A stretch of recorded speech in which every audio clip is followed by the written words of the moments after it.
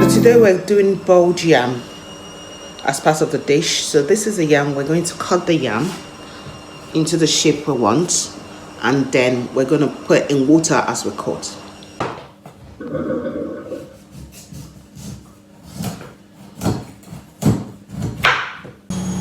So I'm cutting the yam. We can choose to cut the yam the way I've just cut it earlier, or you can cut in a circle. I'll just cut the bit of the head away, and then you cut in circular form, and then you peel the back. And once you peel, make sure you put it in water. I usually just take the one that cut first and peel it, just a bit of the peel out in a round circular motion, just like that, and put in the water. You do that, and you can choose to cut any form you want. There's no right or wrong way how to peel yam, as long as you get it nice and easy to do. I'll put it in the water before we cook, then we'll wash it and cook it. So this is another way to cut your yam. I've already peeled it and I'm cutting it into pieces. So just be very careful with the knife, and I'm making it nice and thick. Then I put it in the water and rinse it later. So my yam is in the water, and I'm going to rinse it and put it in the pan and just arrange it the way I want.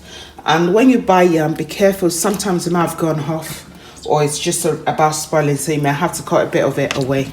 But that entirely depends on you. And there are different types of yam, so just get there and make sure you get the best that you think you want.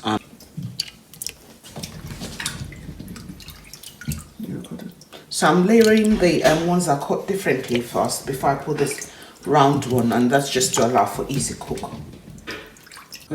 So my yam is already in the pot and is ready to be cooked. I will add a bit of salt in it. Some people like to add sugar and onions. I just add salt to mine and just a little bit of salt for taste, and that's just it. And it's up to you. I don't eat that much salt, just a little bit just for taste, and that's it. So my yam is already in the pot, and it should cook between 40 to 45 minutes. But sometimes depend on whether you got dry yam or new yam. So this, I think, is just in between. So 40 to 45 minutes should be okay for it to cook. And when it's cooked, you just need to dip your fork into it when it looks soft, and you can break into it when it's cooked. I'm going to make eggs with, I've got some chili, and I've got Scotch bonnet peppers, I've got onions, I've got sardine, and I've got the seasoning cubes, I've got the eggs, and I've got the salt I'm going to use. You can alternate or swap any of this or anything. If you don't like your onions plain, you can have it grounded before you add to your eggs. It's entirely up to you. You can substitute as much as you want, or you can choose to have your eggs just like that. My yam is now cooked, so once you put the knife through it, you should go into it, and you can rinse the yam to get a bit of the carbohydrate off, and just leave it back on the pan. And I'm going to start frying my egg now. I'm going to put the oil into the pan, and this is hot enough. I'll put the rest of the ingredients in. I'm going to pour the onions in, and be careful when your oil is hot, because you might actually give it that frying sound. And I'll leave it until it's a bit caramelized. So I'm pouring in my diced peppers in as well, and I'll let them all cook for a little bit before I pour in my sardines and the seasoning. So I'm pouring in the sardine because I want it to cook at the same time. It's cooked already. I just like it to actually have a flavor in. And I'm going to put in my stock cube as well, and a tiny bit of salt. Remember that sometimes your stock cube has salt in it, so you might just need to put a tiny, and when you need to add a bit more, just add a bit more later. I'm doing this because I'm going to have the egg, which doesn't need salt.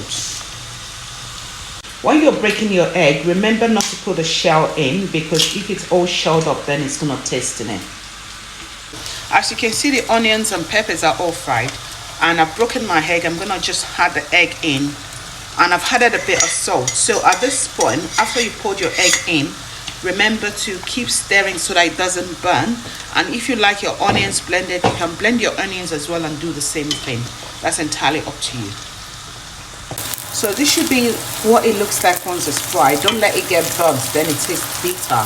I've mixed everything together, and you can always taste for salt. If it's not enough, you can add it up. And now I'm going to dish it, and it's all ready. This should take nothing more than 10 minutes.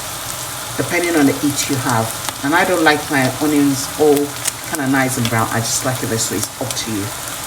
This is breakfast. It's yam and eggs with lots of vegetables, peppers and onions.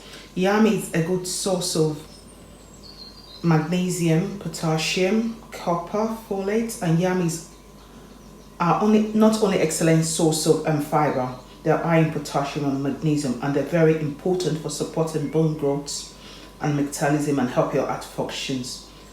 And they have other sorts of micronutrients as copper and vitamin C. And yam, usually they call it, it's from Africa or Asia, or some people call it the scosera, but it's up to you. You can have it as breakfast, lunch, whatever. You can, Caribbeans eat them as well. And you can also substitute your yam for potatoes. And you can enjoy it with a cup of water or any drink of your choice. It's entirely up to you.